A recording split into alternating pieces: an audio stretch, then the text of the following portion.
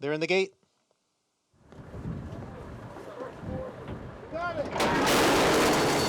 And they're off.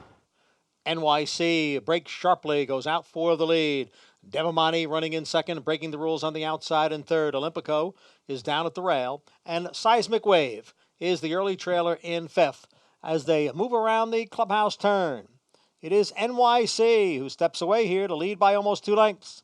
Breaking the rules runs in second. Devamani on the inside in third. And then it is Seismic Wave and Olympico. They're heading for the backstretch. En Wye Cee ran the opening quarter mile over the yielding turf in 25 3/5 seconds.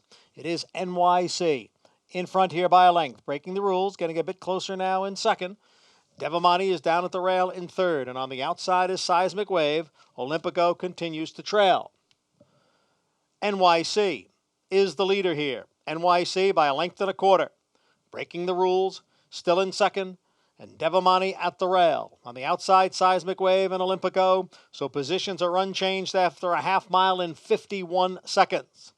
En Wye Cee is the leader, and the lead is a length.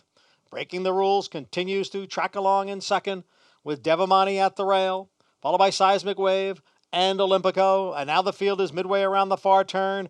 En Wye Cee by a neck. Breaking the rules, now right alongside. Just in behind is Devamani. On his outside is Seismic Wave. Olympico is the trailer. They head for home in the Knickerbocker. It is breaking the rules on the outside of En Wye Cee with Devamani now coming on. 3 of them across the track. Olympico has gained ground into fourth, and now they're inside the 8th pole. Here is Devamani to take over now. Olympico moves into second. It is Devamani to capture the Grade 2 stakes race. Devamani by 2. Olympico was second. En Wye Cee faded to third.